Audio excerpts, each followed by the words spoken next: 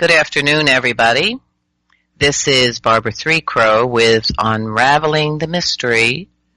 It's June 7th, and I'm speaking to you here from Turtle Island, about 100 miles north of Manhattan, the tip of Turtle Island, along the Great Mahicanituk, the river that flows both ways. This is where I grew up, in this magical Hudson Valley.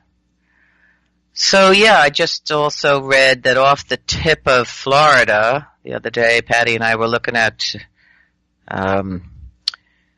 just doing our thing as we do. We just find a piece and then we go from there, and before you know it, I guess we're down a rabbit hole looking at all kinds of things, and we found, we were looking at pyramids and various extraordinary monolithic cities found under the oceans. And off the tip of Florida, which is still Turtle Island, by the way, and closer to Cuba, was this extraordinary find of some pyramids down there with other structures that are quite stunning, all underneath the ocean. And yes, it was a big media blitz at that time. I think it was 2001, and then all went quiet. Who ever heard of it? Pyramids off the coast of Florida, close to Cuba. Anyway, these are mysteries. Unraveling the Mysteries. That's what my show's called. And I've been reading to you Anastasia and the Ringing Cedars. And if you've been with me for this read, you will have known that this man who's writing this book had an experience in the taiga, the great cedar forest up there in Russia.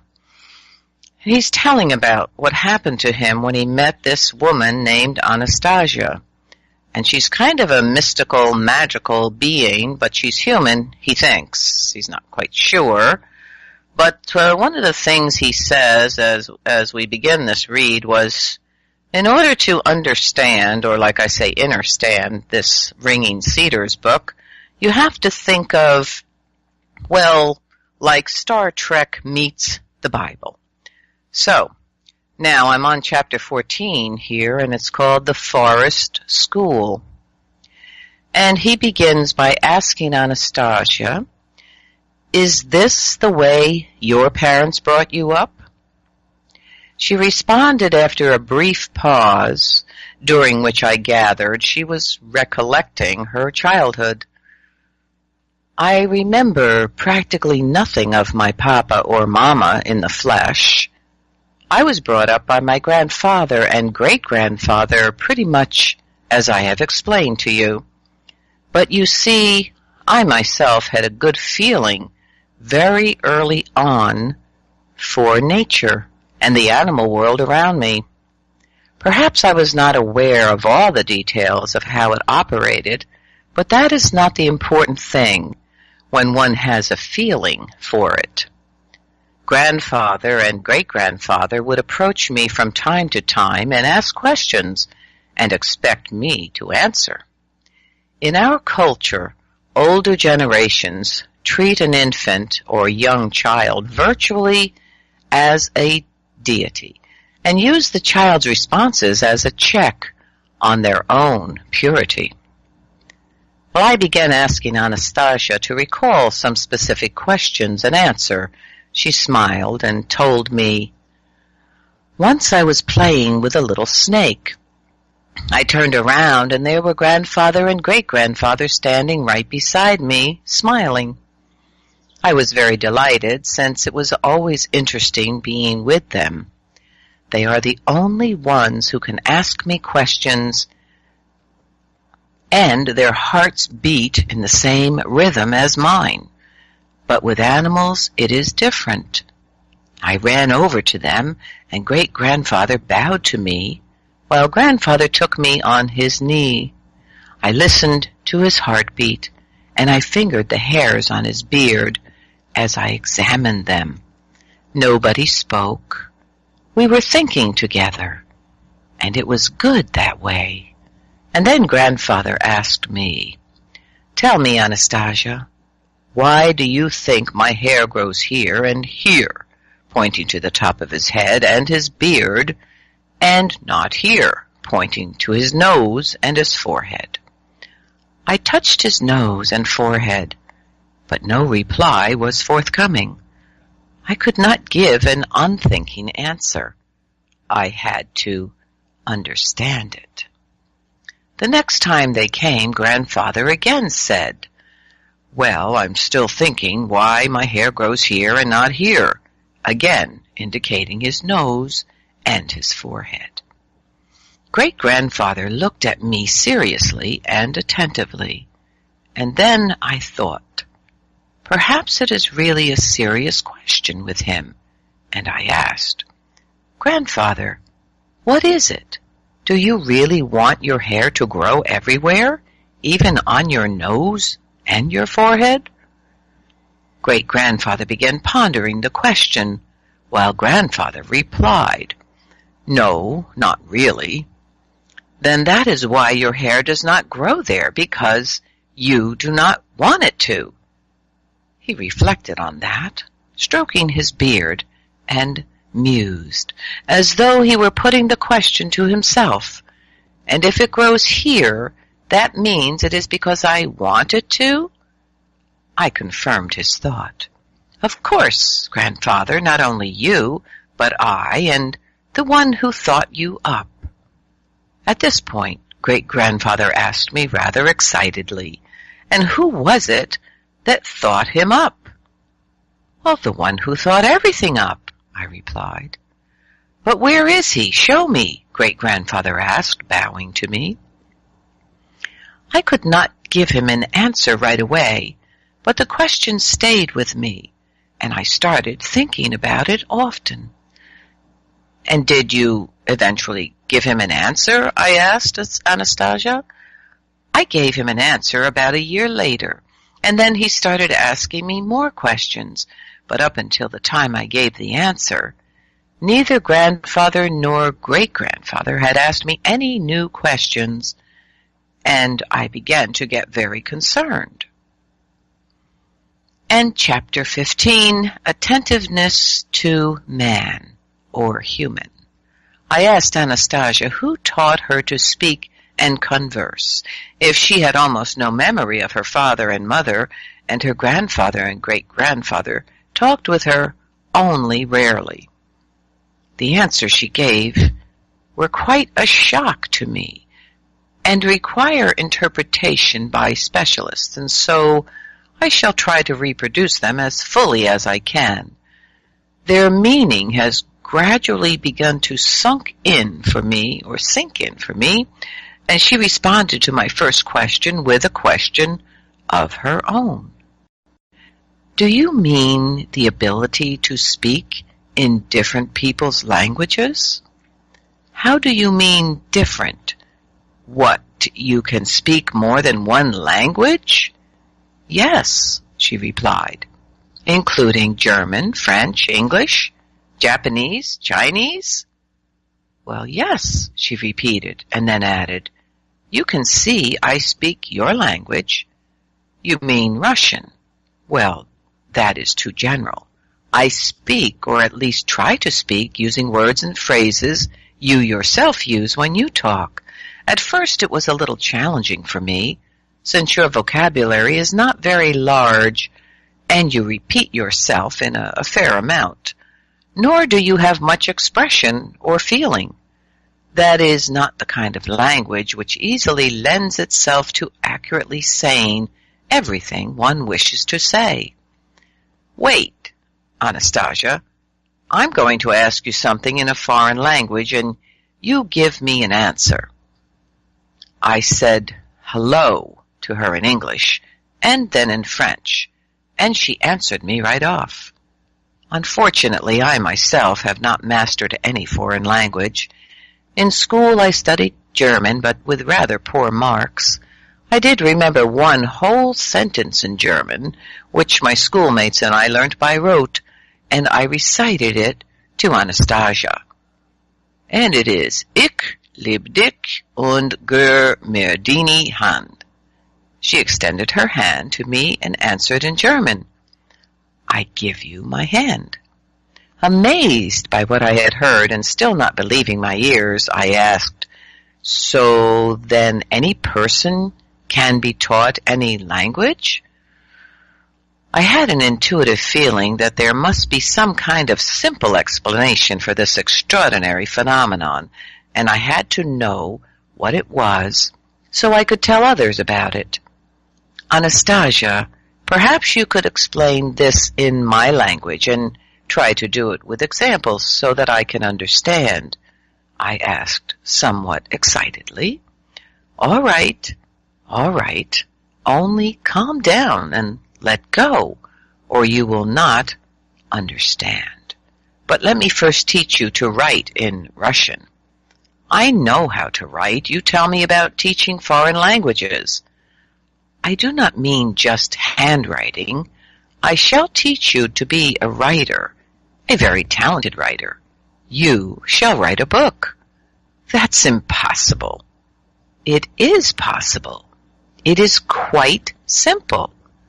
Anastasia took a stick and outlined on the ground the whole Russian alphabet along with the punctuation marks and asked me how many letters there were. 33, I replied. "You see, that is a very small number of letters. Can you call what I have outlined a book?" "No," I answered. "It's just an ordinary alphabet, that's all.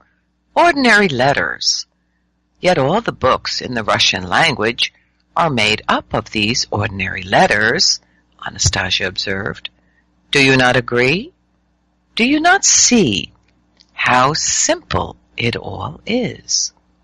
"Yes, but in books they're arranged differently."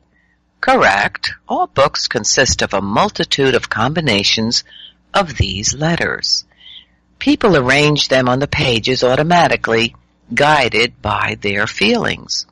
And from this it follows that books originate not from a combination of letters and sounds, but from feelings outlined by people's imagination.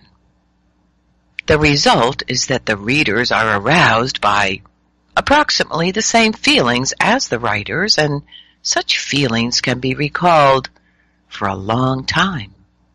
Can you recollect any images or situations from books that you have read?" "Well, yes, I can," I replied after a moment's thought. For some reason I recalled Lermontov's Hero of Our Time and began to tell the story to Anastasia, and she interrupted me. "You see, you can still depict the characters from this book and tell me what they felt, even though quite a bit of time has gone by since you read it. But if I were to ask you to tell me in what sequence the 33 letters of the Russian alphabet were set forth in that book, what combinations they were arranged in, could you do that?" "Well, no, that would be impossible." "Indeed, it would be very difficult." So feelings have been conveyed from one man to another with the help of all sorts of combinations of these 33 letters. You looked at these combinations of letters and forgot them right off, but the feelings and the images remained, to be remembered for a long time. So it turns out that if emotional feelings are directly associated with these marks on paper, without thinking about any conventions, one's soul will cause these marks to appear in just the right sequence and combinations so that any reader may subsequently feel the soul of the writer. And if in the soul of the writer, wait, Anastasia, speak more simply, more clearly, more specifically. Show me through some kind of an example how languages are to be taught. You can make me into a writer later on. Tell me first, who taught you to understand different languages and how?" "My great-grandfather," replied Anastasia, Well, give me an example, I asked, anxious to understand everything in a hurry. All right, but do not be concerned. I shall still find a way to help you understand, and if it is that important to you, I shall teach all the languages to you as well. It is simple, after all. For us, it's quite incredible, Anastasia, so do try to explain, and tell me, how much time will it take to teach me? She thought for a moment, looked at me, and then said, Your memory is not very good, and then there are your domestic problems. You will need a lot of time. Well, how long? I was impatient for an answer. For everyday comprehension of phrases such as hello and goodbye, I would say it will take at least 4 months, possibly 6, she replied. Enough, Anastasia. Tell me how your great-grandfather did it. He played with me. Well, how did he play? Tell me. Calm down. Let go. I cannot understand why you are so impatient. And then she quietly went on. Great-grandfather played with me as though he were joking with me. Whenever he came to me all by himself, without grandfather, he would always approach me, bow at the waist, and hold out his hand to me, and I would hold out mine to him. And he would first shake my hand and then get down on one knee, kiss my hand, and say, Hello, Anastasia. One time he came, he did everything as usual. His eyes looked at me tenderly, as usual, but his lips were saying some kind of abracadabra. And I looked at him in surprise, and he said something else, equally unintelligible. I could not take it any longer and asked, Grandpakins, have you forgotten what to say? Yes, I have, great-grandfather answered. And then he stepped away from me a few paces, stopped to think about something, and came over to me again. He extended his hand to me, and I held out mine to him. He dropped on one knee and kissed my hand. His look was gentle. His lips were moving, but no sound was coming out.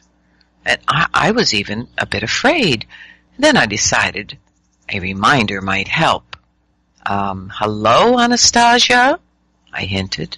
Correct, great-grandfather confirmed with a smile. At that point, I realized it was a game. He and I would often play games together after that. At first it was quite simple, but then the game became more complicated and even more fascinating. It is a game that begins when one is 3 years old and goes on until the age of 11, when one undergoes a kind of test. This involves looking attentively at the person you are talking with and being able to understand what they are saying, no matter what language they are expressing it in. This kind of dialogue is far superior to speech. It is more rapid and conveys far more information. You would call it thought transfer. You think it is abnormal, something out of fantasy, but it is simply an attentive attitude toward another person, drawing upon a developed imagination and also a good memory. It involves not just a more efficient method of information exchange, but getting to know a person's soul, along with the animal and plant world, and what constitutes creation as a whole. Anastasia, I said, what do plants growing in a garden plot have to do with this? What is their role in all this? What do you mean? What have they got to do with it? At the same time as the child is getting to know the world of plants as a part of the functioning of the universe, he is also entering into contact with his planets. With their help and the help of his parents, he quickly, very quickly, gets to know the truth and develops intensively in the fields of psychology, philosophy, and the natural sciences, your disciplines. But if the game goes on and some kind of human-made object from the artificial world is used as an example, the child will become lost. He will not receive any assistance from the powers of nature or even from the universe. I have already noted, Anastasia, that in the final analysis, such a child could become an agronomist. Now, where would his knowledge come from in other areas? But Anastasia maintained that a human raised in such a manner would show an aptitude for quick learning and in any of our scholarly disciplines. Chapter 16, Flying Saucers? Well, nothing extraordinary. Then I asked her to show me an example of her knowledge of some technical subject. You want me to tell you how all the different machines of your world operate? The kind of thing our prominent scientists are only touching the fringes of. Why don't you make some great scientific discoveries, let's say? Well, that is what I have been doing for you the whole time you have been here. Not just for me, for the world of science. A discovery they would be prepared to recognize. Go ahead. Make a verifiable discovery in some technical field like spaceships, the atom, or automobile fuel, since you say it's all so simple. In comparison with what I have just shown you, those fields you mention are something like, to use a term from your language, the Stone Age. Oh, that's perfect. Something you consider primitive, but at least I'll be able to understand it. You can prove you're right and show evidence that your intelligence is superior to mine. Tell me, for example, what you think of our aeroplanes and spaceships. Pretty close to perfect machines. No, they are altogether primitive. They only serve to show how primitive the technocratic path of development is. Well, that remark put me on my guard, since I realized that either her conclusions were those of a madwoman, or she really knew far more than someone with an ordinary consciousness could ever imagine. But I continued my questioning. What do you mean when you say our rockets and planes are primitive? Anastasia responded after a brief pause, as though allowing time for her words to sink in. The functioning of all your machines, every single one of them, is based on the energy of explosion. Not knowing any more efficient natural resources or sources of energy, you resort to such primitive, awkward substitutes with incredible stubbornness, and even the destructive consequences of their use does not even stop you. The range of your aeroplanes and rockets is simply laughable. According to the scale of the universe, they rise a wee tiny bit above the earth, and now this method has practically reached its ceiling. Do you not agree? But that is ridiculous. An exploding or burning substance propels some monstrous structure that you call a spaceship. And the greater part of this ship is designed precisely to solve this problem of propulsion. And what might be an alternative principle of movement through the atmosphere? Well, a flying saucer might be a good example, Anastasia responded. What? You know about flying saucers and their propulsion systems? Of course I know. It is very simple and rational. I felt my throat go dry and tried to hurry her up. Tell me, Anastasia, quickly, and in a way I can understand. All right, only do not get excited. It will be harder to understand when you are excited. The propulsion principle of a flying saucer is based on the energy of generating a vacuum. How so? Be more precise. You have a limited vocabulary, yet I am compelled to restrict myself to it so that you can understand me. Well, I'll add to it, I blurted out in agitation. I'll add words like yar, lid, table, air, and I began to quickly name all the words that just popped into my head at that moment, and I even let out a few swear words. But Anastasia broke in. You need not bother.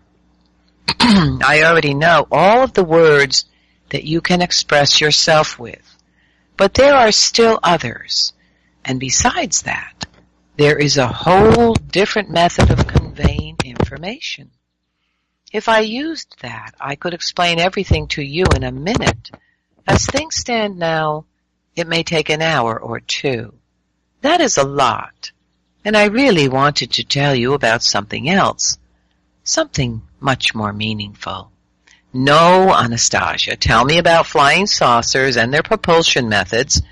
Tell me about energy carriers. Until I understand that, I shan't listen to anything else. All right, she then went on.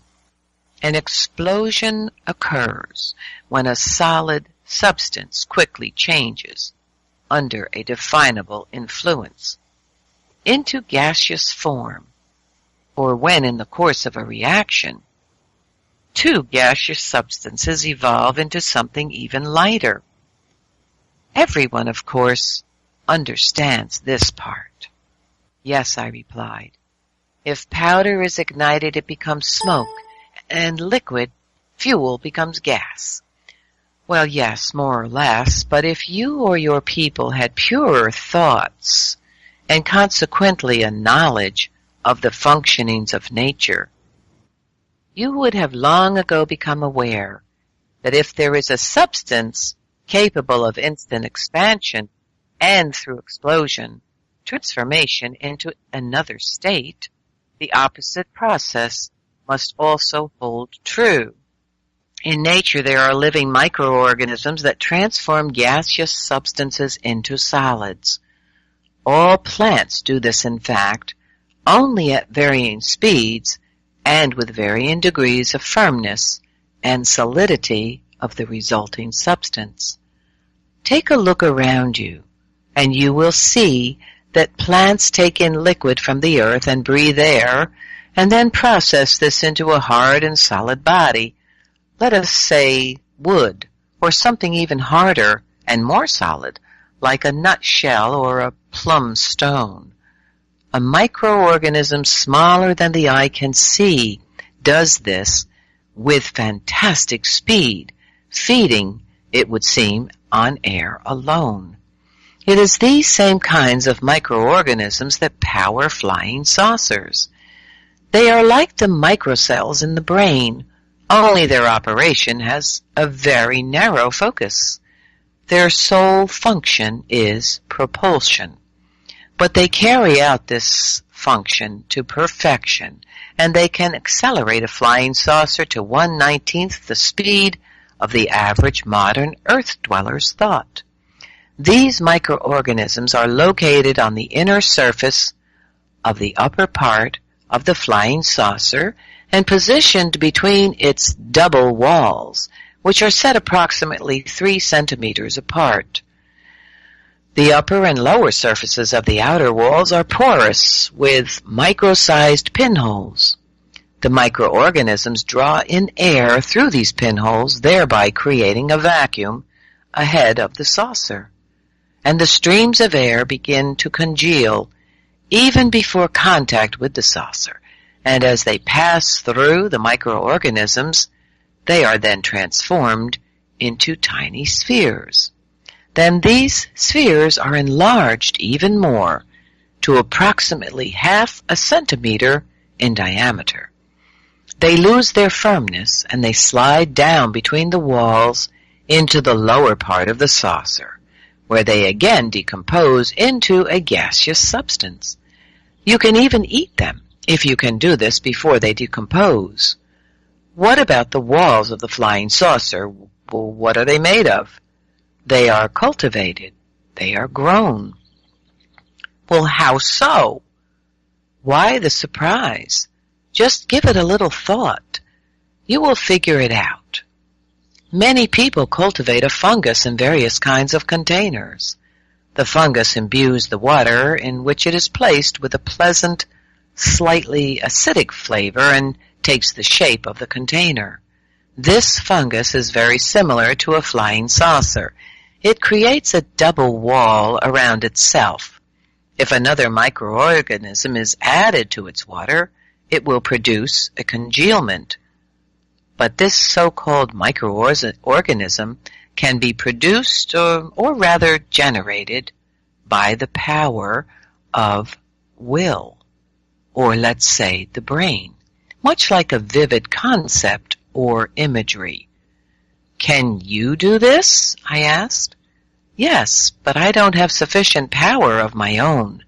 The action of several dozen people having the same ability is required, and it takes about a year all told. And can one find on our earth everything necessary to make or grow, as you say, such flying saucers and the microorganisms? Of course one can. The earth has everything that the universe has. But how do you get the microorganisms inside the walls of the saucer if they are so small you can't even see them? Once the upper wall is cultivated, it will attract and collect them in huge numbers, just as bees are attracted to cells. But this process also requires the collective will of several dozen people. In any case, what is the use of elaborating further if you cannot cultivate it for lack of people with the right kind of will, or intelligence, and even knowledge? Isn't there some way you could help? I could. Well, so do it. I have already. What have you done? I was still very perplexed. I told you how children should be raised, and I can tell you more. You must tell this to the others. And many will understand, and their children raised in this manner will have the intelligence, the knowledge, and will, permitting them to make not only a primitive flying saucer, but significantly more. Anastasia, how do you know so much about flying saucers? Does that too come through your communication with plants? They have landed here, and I helped the occupants repair their ship. Are they much smarter than us? Not at all. They have a long way to go to attain the level of humans. They are afraid of us, afraid to approach people, even though they are very curious. At first, they were even afraid of me. They trained their mental paralysis on me. They put on quite a show. They tried to frighten me and shock me. It was quite a challenge to calm them down and convince them I would only treat them with affection. Well, how can they be less smart than us if they can do things that humans can't do yet? Well, what is so surprising about that? Bees, too, make incredible structures out of natural materials, including whole ventilation and heating systems. But that does not mean they are superior to humans in intelligence. In the universe, there is no one and nothing stronger than humans, except God. And now I'm on chapter 17. The brain is a supercomputer. The possibility of building a flying saucer greatly interested me. If one examines the principle of propulsion just as a hypothesis, it is still a new one. A flying saucer, however, is a complex machine and is not a high-priority item for us earthlings. For that reason, I wanted to hear something that would be understandable right away. I wanted a something that did not require any investigation of scholarly minds, but could be immediately put into practice in our daily lives and that would benefit everyone. I began asking Anastasia to come up with a solution to a question that our society was being confronted with today, and she agreed, but also asked, "Could you at least put it in more specific terms, this question? How can I solve something when I do not know what you have in mind?" So I began thinking, what was the number one problem we faced today? And the following terms came to mind. You know, Anastasia, our major cities right now are confronted with a most acute problem: environmental pollution. The air in these cities is so bad it's hard to breathe. But you yourselves are the ones polluting it. Well, we realize that. Please hear me out.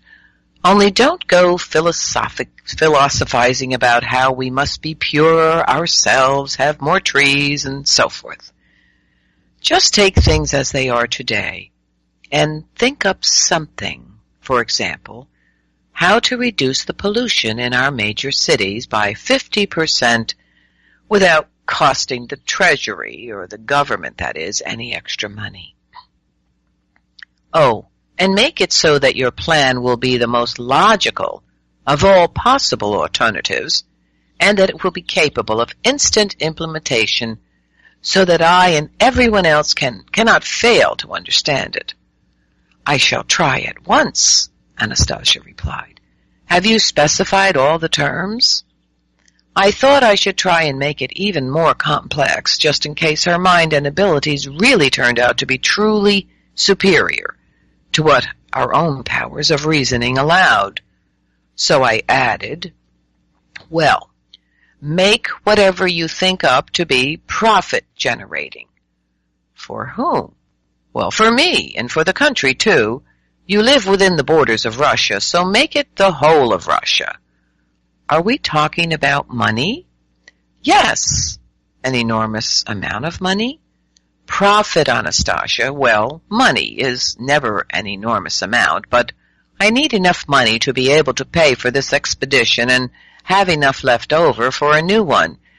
And as for Russia, I thought for a moment, what if Anastasia were even a little interested in the material benefits of our civilization? And then I asked, you wouldn't want anything for yourself? I have everything, she replied. But all at once an idea came to me, something that might possibly interest her. Well, how about this, Anastasia? Let's have your plan make enough money to provide free seeds, or at least seeds at a discount, to all of your beloved doctors or gardeners throughout Russia. Terrific, Anastasia exclaimed. What a wonderful idea! If you have finished, I shall now get to work. How delightful that sounds! Seeds! Or is there anything else you wish to add? To be taken down because it's reached its time to do its work, and if you don't take it down at a certain time when the cedar gives out that message, it will, shift, or something will be lost. So she's in the tree, and she's sat there for 2 days, and she thought of everything that she could do to save the tree. She stroked the tree, and she even shouted into the sky, but nothing helped. So she continues here with her story. Then grandfather and great-grandfather arrived. You can imagine the scene. There they were, standing down below, reprimanding me and demanding that I climb down. And I, in turn, demanded that they tell me what could be done with the tree, how to save the ringing cedar, since nobody was cutting it down. They did not speak, but I felt that they knew the answer. Grandfather, old trickster that he was, tried to lure me down, promising to help me establish a connection with a certain woman I had been unable to reach on my own. This was a woman I was very much wanted to help. Earlier, grandfather would only be annoyed by my desire to spend so much time on her instead of doing other things. But I knew that he could not help me, as great-grandfather had twice tried to do this behind grandfather's back, and he failed too. At that point, grandfather really began putting up a fuss. He seized hold of a branch. He ran around the cedar tree and beat the air with the branch, shouting that I was the most harebrained member of the family, that I was acting illogically, that I refused to accept sound advice, and that he would give my bottom a good whipping. And again he beat the air with the branch. Now that was a real humdinger of a threat, and even great-grandfather burst out laughing. I too gave a hearty laugh. In doing so, I inadvertently broke a branch at the top, and a glow began emanating from the branch. And I heard great-grandfather's voice, serious, commanding and entreating all at the same time. "Don't touch anything. Don't touch anything more, little one. Come down very carefully. You've already done enough." I obeyed and climbed down. Great-grandfather silently embraced me, trembling all over. He pointed at the tree, on which more and more branches were beginning to glow. Then a ray formed, pointing upward. Now the ringing cedar would not burn up. Through its little ray, it would give everything it had saved up for the past 500 years to people and to the earth. Great-grandfather explained that the ray had formed in the exact spot where I had shouted upward and had inadvertently broken a branch while I was laughing. Great-grandfather said that if I had touched the ray emanating from the broken branch, my brain would have exploded, as there was so much energy and information in this little ray. That was exactly how my papa and mama had perished. Anastasia put her hands on the mighty trunk of the ringing cedar she had saved. She pressed her cheek against it, and after pausing for a while, she continued her story. They, my papa and mama, once came upon a ringing cedar just like this. Only mama had been doing everything a little differently, since she did not know. She had climbed up into a neighboring tree, from which she reached out and touched one of the lowering branches of the ringing cedar and broke it off, inadvertently exposing herself to the ray which flamed up out of that broken branch. The branch had been pointing downward, and the ray went down into the earth. It is very harmful when such energy falls into the earth. When Papa came, he saw this ray and saw my mama, who had been left hanging, one hand still firmly grasping the ordinary cedar branch. In the other hand, she was still holding the broken branch of the ringing cedar. Papa, no doubt, had an immediate grasp of everything that had happened. He climbed up the ringing cedar right to the top. Grandfather and great-grandfather saw him break off the upper branches, but they did not glow, while more and more of the lower ones began glowing. Great-grandfather said that Papa realized that it would not be long before he would never be able to climb down. The upward beaming ray with its pulsating glow failed to appear. All that was going on was more and more thin rays shining downward. An upward ray did appear when Papa broke off a large branch pointing up, and even though it was not glowing, he bent it and pointed it at himself. When it did flame up, Papa still managed to unclasp his hands. The branch straightened, and the ray from the branch directed itself toward the sky. Finally, then, the pulsating aura formed. Great-grandfather said that at the last moment of his life, Papa's brain was able to take in an enormous flood of energy and information, and that he was able, in some incredible way, to clear his mind of all previously accumulated information, and so was able to gain the time required to unclasp his hands and direct the branch upward just before his brain exploded. Anastasia once more stroked the cedar trunk with her hands, once more pressed her cheek against it, and she stood stock still, smiling, listening to the ringing of the cedar. Anastasia, that cedar nut oil, are its healing properties stronger or weaker than the pieces of the ringing cedar? They are the same, provided the nuts are gathered at the proper time and with the proper attitude toward the cedar, provided the tree bestows them of itself. Do you know how to do that? Yes, I do. Will you tell me? Yes, I shall tell you. Chapter 19.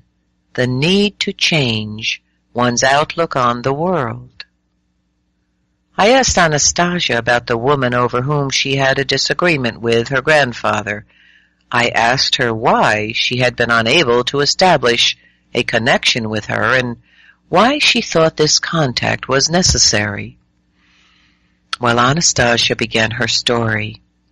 You see, it is very important when two people join their lives together that they have a spiritual attraction to each other.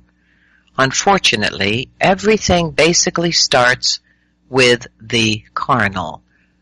For example, you see a beautiful girl and desire to be close to her.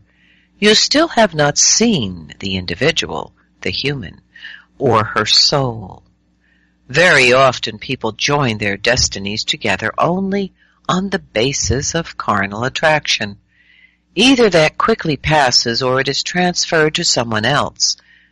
What then keeps people together? To find a kindred spirit with whom one can attain true happiness is not all that complicated. Your technocratic world, however, puts up massive interference. The woman I am trying to reach lives in a very large city, regularly travels to the same place every day, probably to her work. Either there or on the way she finds or meets up with a man who is very close to her spirit, one with whom she could be really happy, and, most importantly, one with whom she could bear a child capable of bringing so much good into this world. And because they would create this child with the same impulsion as you and I did. But there is no way this man can bring himself to tell this woman that he loves her, and she herself is partly to blame. Just think, he looks into her face and sees, as it were, his heart's desire, the apple of his eye, while she, as soon as she feels someone's gaze upon her, perks up right away and, unwittingly, tries to lift her skirt higher, and so on. This man is at once carnally aroused, but he does not know her well, and so he then goes to someone he is better acquainted with, someone he feels is more accessible, but still led on by the same carnal desires. I want to suggest to this woman what she should do, but I cannot break through to her.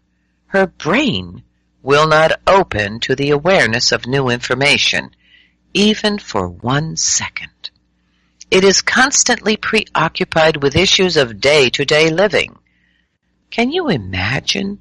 One time I followed her for a whole 24 hours. What a terrible sight! Grandfather then got upset with me for not working enough with the Doxniks and for spreading myself too thin and also sticking my nose in where it did not belong.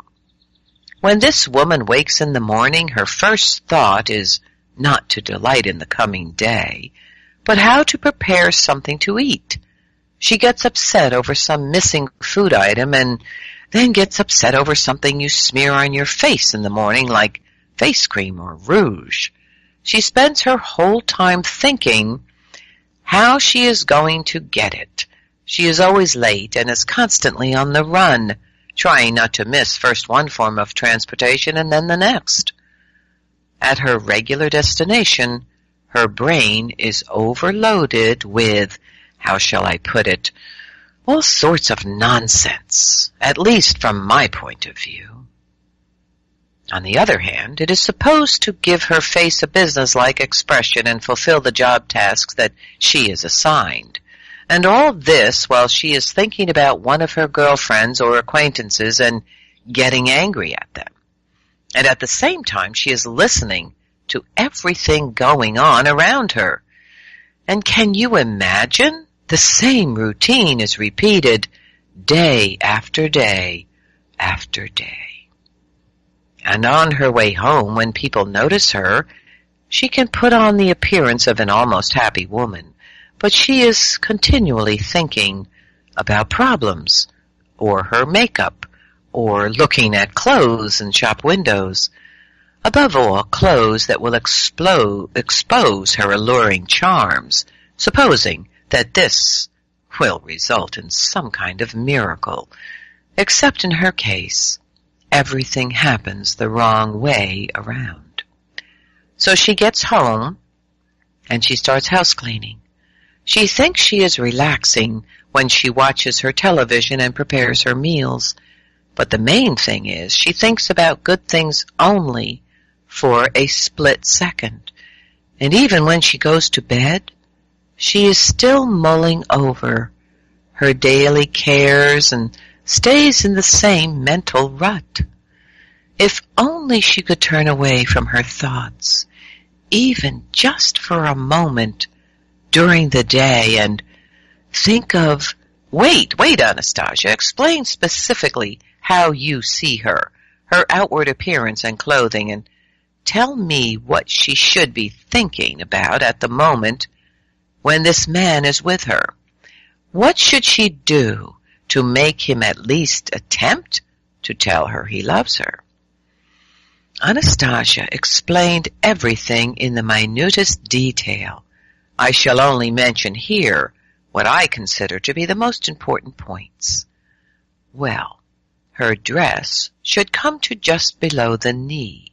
It should be green with a white collar and no cleavage. She should wear hardly any makeup, and she should listen with interest to the person talking to her. And that's it? I remarked upon hearing such a simple explanation, to which Anastasia replied, there is so much underlying these simple instructions.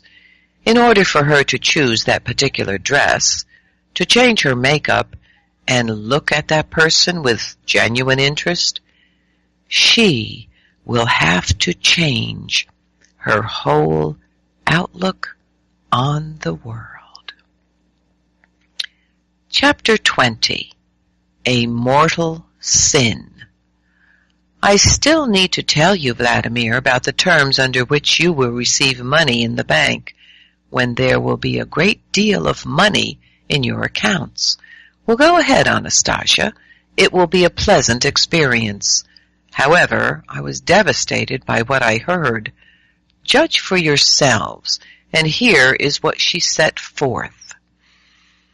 In order to withdraw the money from your bank account, you must meet the following conditions. First of all, for 3 days before receiving it, you must not drink anything alcoholic. When you arrive at the bank, the manager must verify, with the help of the devices you have, your compliance with this condition in the presence of no less than 2 witnesses. If this first condition is met, you may then proceed to carry out the second. You must do no less than 9 deep knee bends in front of the bank manager and the 2 witnesses present. When the significance, or rather the absurdity, of her words finally sunk in, I jumped up, and she stood up as well. I couldn't believe my ears, and I countered.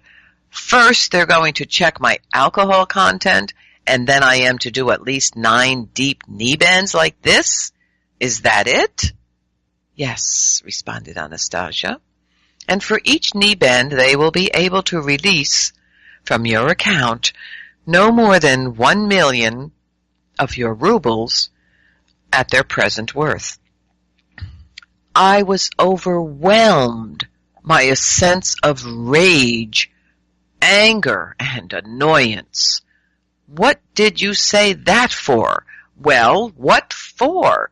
I was feeling so good, and I believed you. I was starting to think that you were right about a lot of things, that there was logic in your arguments. But now I am absolutely convinced that you're a schizophrenic, a stupid hick, and a mad woman. This latest thing you said has wiped out everything else. It's completely devoid of any sense or logic. That's not just my opinion. Any sane person would agree with me. Ha! Don't tell me you still want me to write out these conditions in your book. Yes. Now you've really gone mad. Do you mean to tell me you were planning to write out instructions to the banks or publish this order? No, they will read it in the book, and they will act accordingly with you. Otherwise, they can expect to go bankrupt. Oh, my God! And I've been listening to this creature for 3 days. Don't tell me you would like the bank manager to do knee bends with me, too, in the presence of witnesses.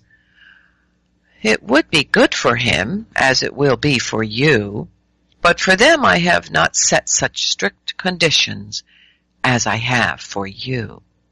So you're only doing this for my benefit? Do you have the slightest idea what a mockery you've made of me? See what the love of a crazy recluse can spill over into? Only it won't work. Not one single bank will ever agree to serve me under these conditions, no matter how much you have visualized such a situation in your dreams. Well, you can stand here and do all the deep knee bends you want, you nincompoop. The banks will agree, and whether you know it or not, will also open accounts for you.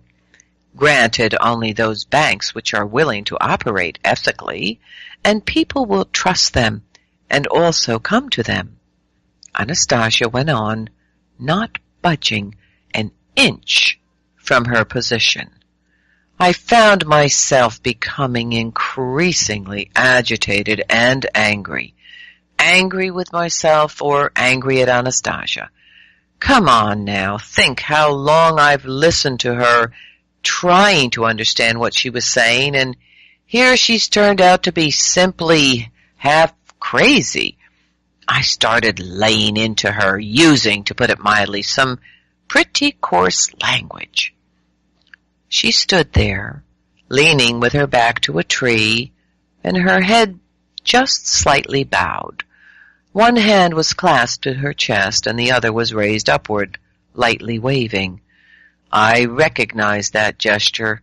She used it every time she needed to bring calm to the surrounding natural environment so that I wouldn't get fearful of it, and I realized why she needed to calm them down on this occasion.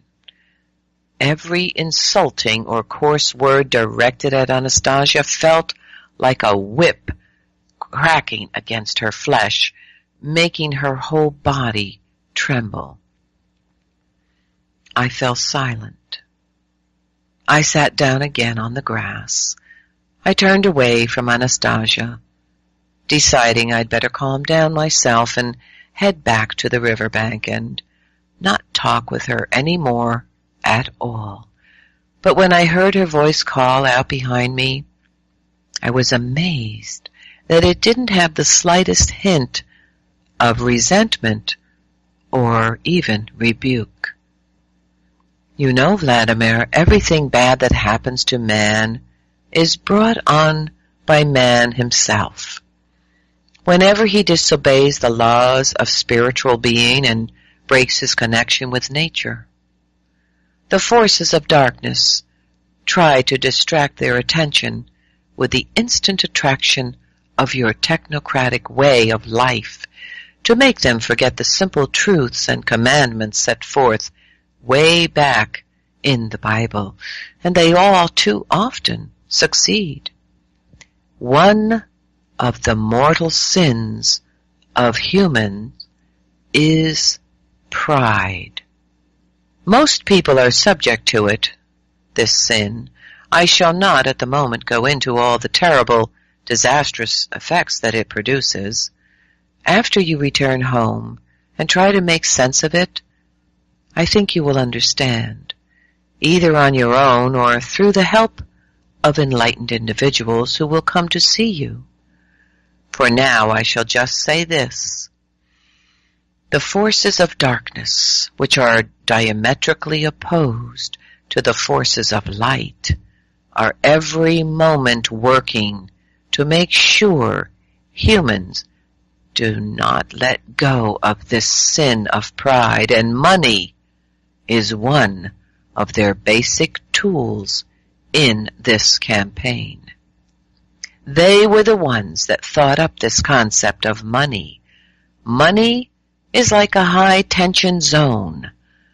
The forces of darkness are proud of this invention. They even think themselves stronger than the forces of light for having come up with money, and for being able to use money to distract people from their true purpose. This great confrontation has lasted for millennia, and human is at its center. But I do not want you to be enslaved to this sin. I realize that mere explanations are not enough to settle this question, because in spite of thousands of years of explanations, mankind has not understood, nor even discovered the means of counteracting this sin. It is only natural that you would not be able to discover it either, but I really, very much, want to save you from this mortal danger, which can corrupt your spirit. This is why I thought up a special situation just for you, one that would cause this device of the forces of darkness to be broken or even fail, or even work the opposite way, for the extermination of the sin of pride. That is why they have become so enraged. Their anger has been implanted in you, and you, for your part, started shouting your insults at me. They wanted to make me angry at you in return, but I will never do that. I realized that what I thought up would hit the mark precisely, and now it is clear that their system, which has worked flawlessly for thousands of years, can indeed be broken. And right now I have done this only for you, but I shall think up something for other people as well. Now, what harm is there in drinking less of that alcohol poison, and in becoming less arrogant and even less stubborn? What were you so upset over? Of course, it was pride that was upsetting you. She fell silent, and I thought, improbable as it is, her brain, or something besides, may have put into this comic, utterly abnormal situation of doing deep knee bends in a bank such a deep meaningfulness that there really could be some logic in it. I'd better think about this a little more calmly. All my anger at Anastasia passed, and in its place arose a feeling of uneasy guilt.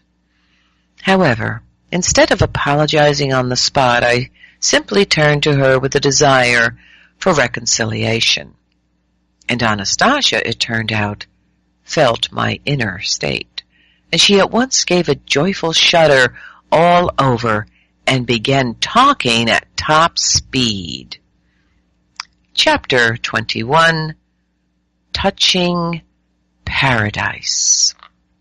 Your brain is tired of listening to me, and yet I still have so much I want to tell you. I do so want to, well, but you need to rest. Let us sit again for a little while. We sat down on the grass. Anastasia took me by the shoulders and drew me close to her.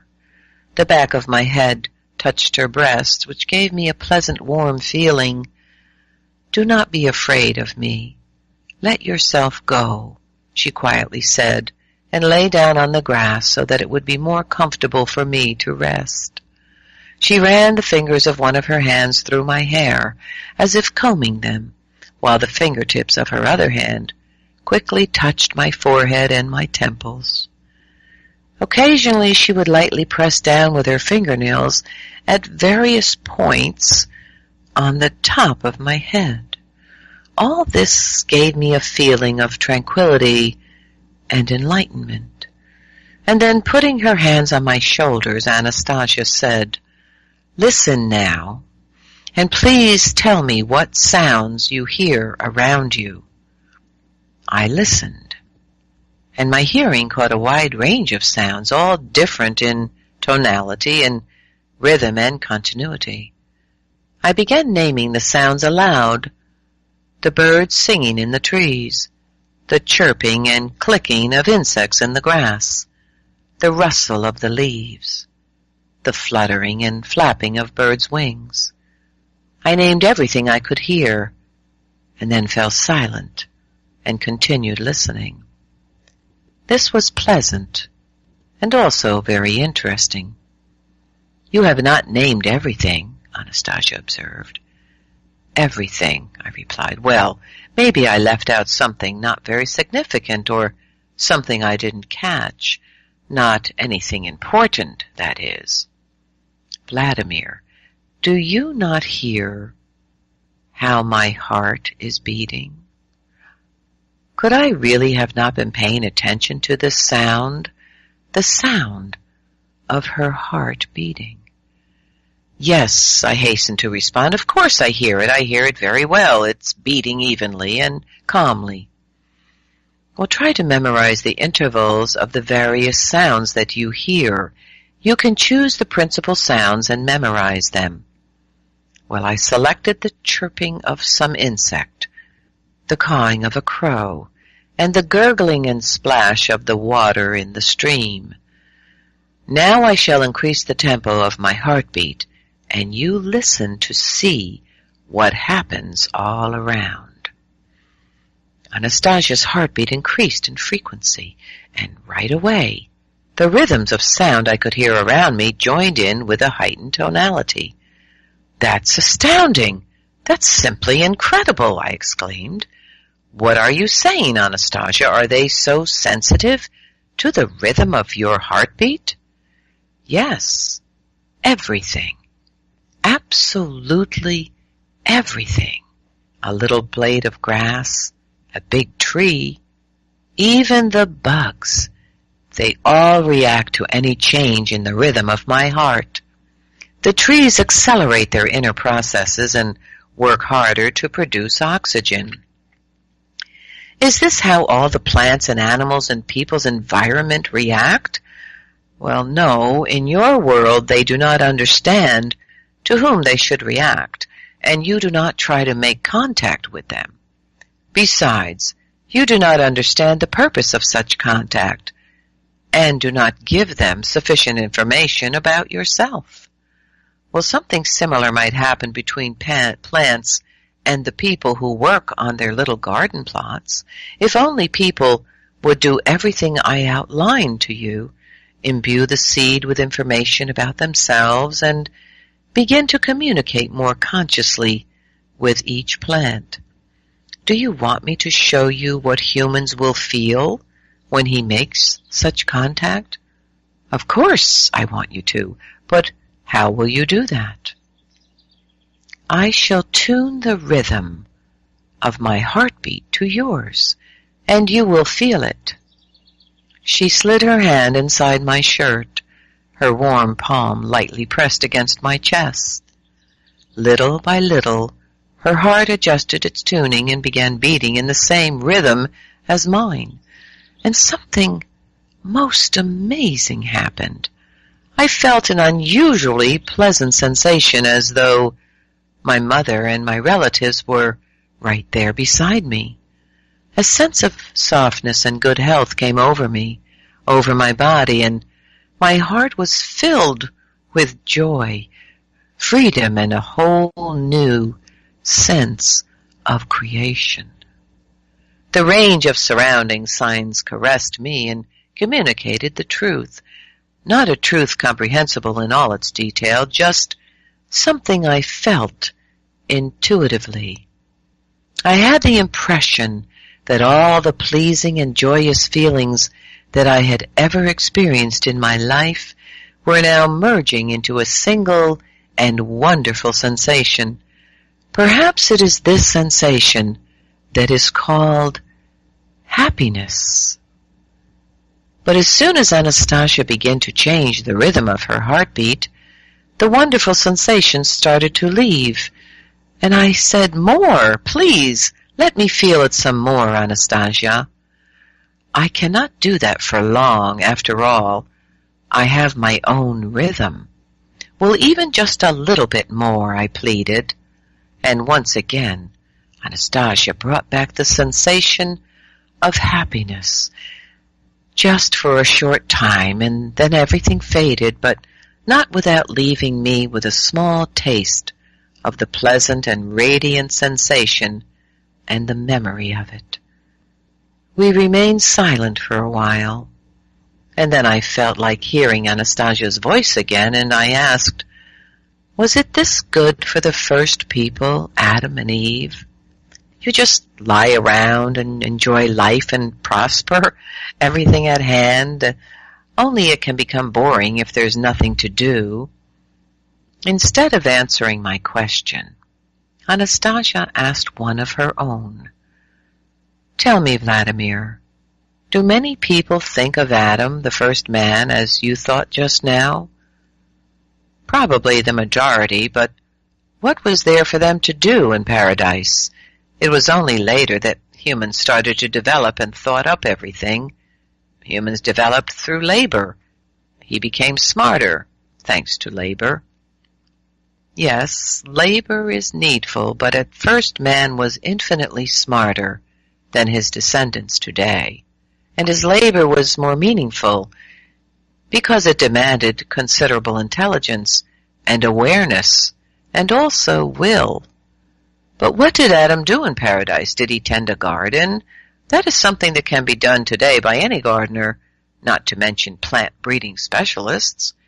Nothing more is said in the Bible about Adam's activity. If the Bible told everything in detail, it would be impossible to read through it in a single human lifetime. One must understand the Bible. There is so much information behind each verse. Do you want to know what Adam did? I shall tell you. But first remember that it is the Bible that tells us that God assigned Adam to give names and specify the purpose of every creature living on the earth, and he, Adam, had done this. He did what all the scientific institutions in the world taken together have not yet been able to do. Anastasia, do you turn to God yourself? Do you ask him for anything for yourself? What more can I ask when so much has already been given me? It is my task to thank him and also to help him. Chapter 22. Who will bring up our son? On the way back to the river, as Anastasia was escorting me to my motorboat, we sat down to rest in the place where she had left her outer clothing, and I asked her, "Anastasia, how will we bring up our son?"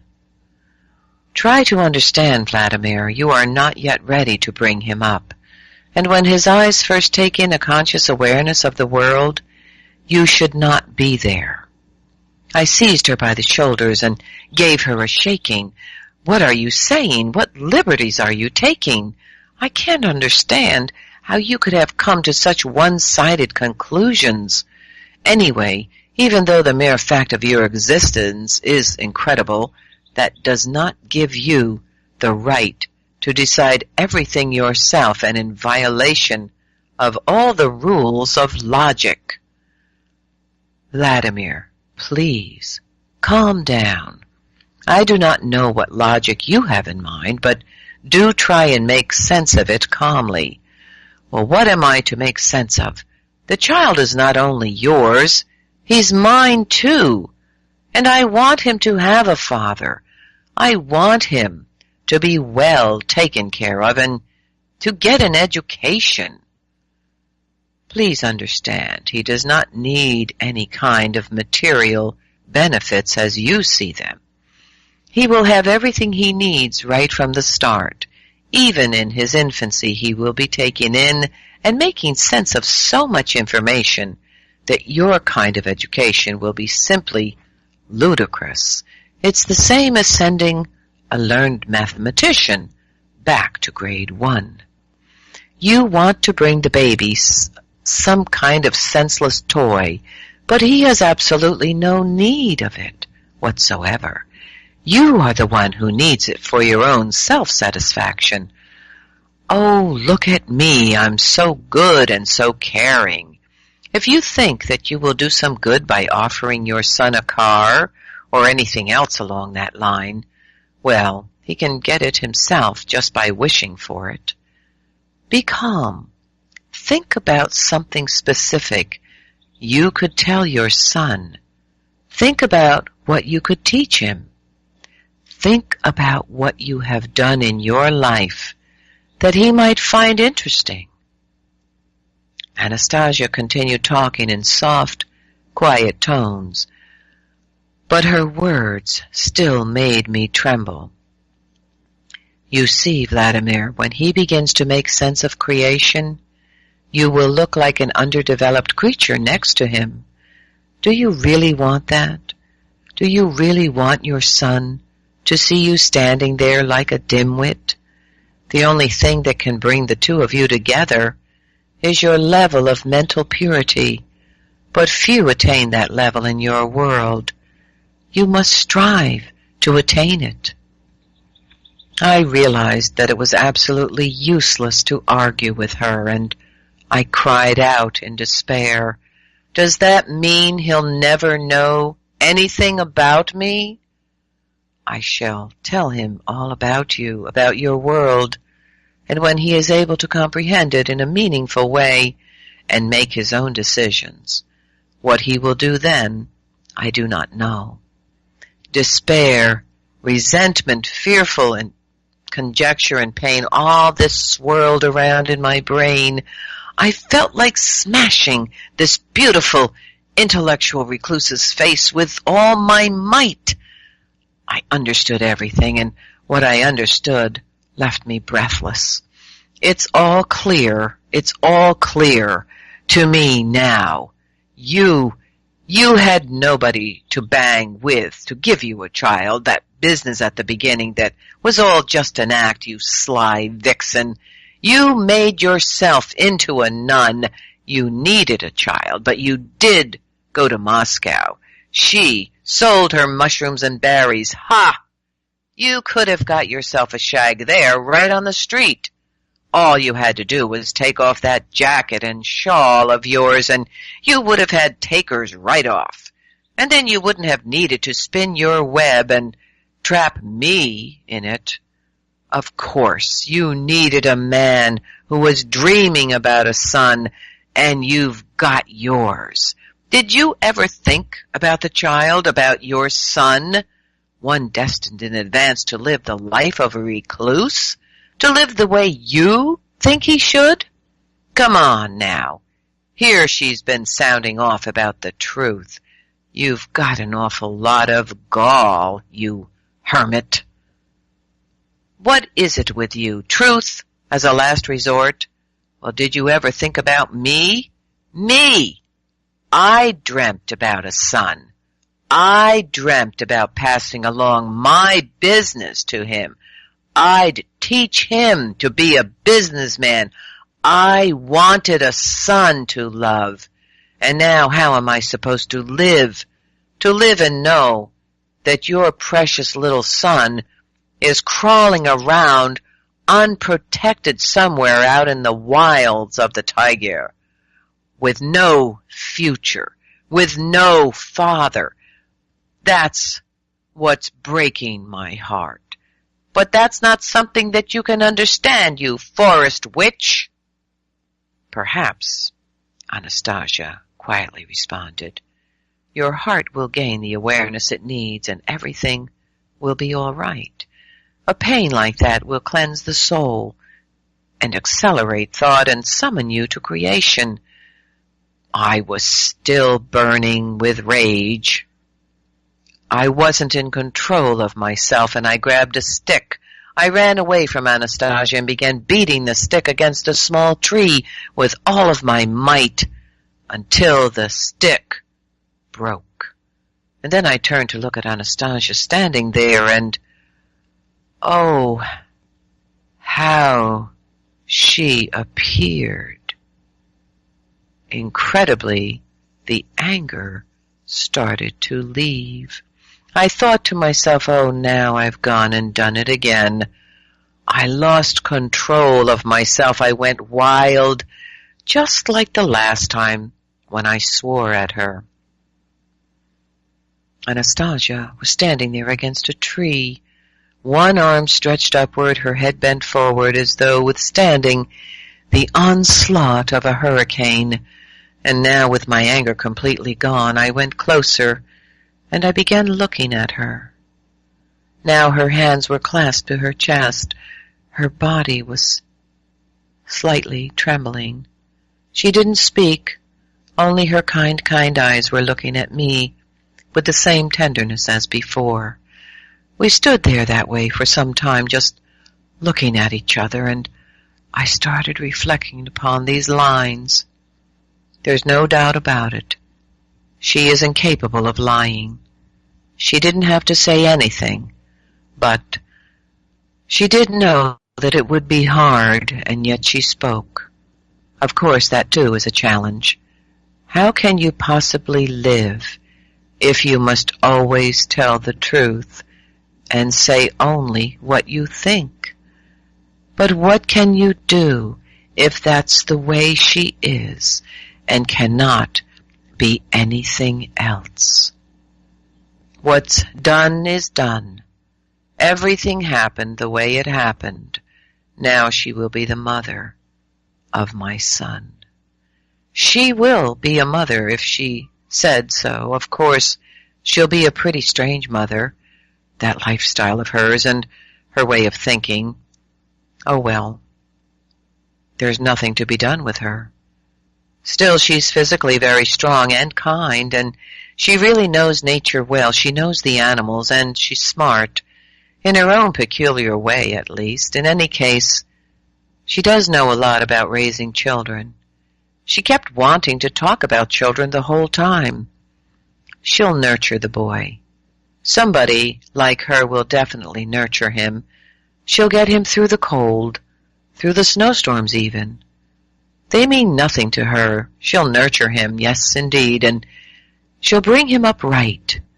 And somehow, I've just got to adapt to the situation. I'll come and see them in the summertime, like going to a dacha. No way in the winter, I just wouldn't make it. But in the summer, I can play with my son. He'll grow up, and I'll tell him about people in the big cities. At any rate, this time I've got to apologize to her, and I said, "I'm so sorry, Anastasia. I got nervous again." And right off she said, "You are not to blame. Only do not be hard on yourself. Do not worry. After all, you were concerned about your son.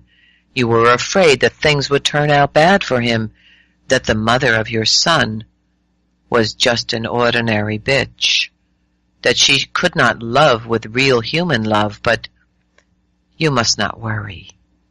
You must not get upset. You talked that way because you did not know. You did not know anything about my love." Through a window of time. "Anastasia, if you are so smart and omnipotent, that means you could help me?" She looked up at the sky and then again at me. "In the whole of the universe, there is no being capable of more powerful development and greater freedom than human. All other civilizations bow before humans. All sorts of civilizations have the capability of developing and bringing themselves to perfection, but only in one direction, and they are not free. Even the greatness of man is beyond their grasp. God, the great mind, created man, and to no one else gave he more than to humans."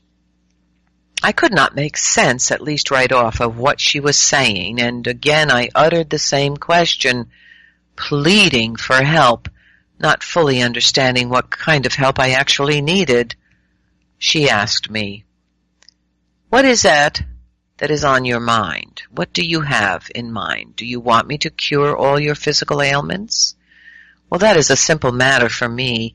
I already did this 6 months ago, and only in the principal area of need. No benefit came about.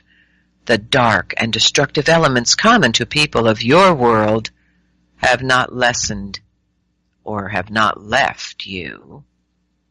And your various aches and pains are trying to come back again. You mad woman, you hermit, get out of here this instant, you're probably thinking, right?" "Well, yes," I answered in amazement. "That is exactly what I was thinking. You read my mind." "I surmise that that is what you might be thinking. Indeed, it is written all over your face. Tell me, Vladimir, do you not, remember me at least a little?" The question dumbfounded me, and I began carefully examining her facial features, especially her eyes. I really began to think that I might have seen them somewhere before. But where? "Anastasia, you said yourself that you spend all your time in the forest. How then could I have seen you?" She gave me a smile and then ran off. A short while later, Anastasia came out from behind the bushes, dressed in a long skirt, a brown buttoned cardigan, her hair done up in a shawl, but without the quilted jacket in which she had greeted me on the river bank. And the shawl was tied differently. Her clothes were clean, though not stylish, and her shawl covered her forehead and neck. And then I remembered her. A strange girl. And that's going to be the next chapter, 24, A Strange Girl. And you'll just have to tune in next week to catch the remainder of this and see what happens. I can't wait to find out how she brings up their son, which should be interesting. I hope you're enjoying this read, and thank you for staying with me today. The sun is setting here, and it's beautiful out right now. I'm looking out at our forest here. And I will see you next week, and have a beautiful week. Doksha, Aki, Yang Chinkan Tankula. I will see you again. Pilamaya. Thank you.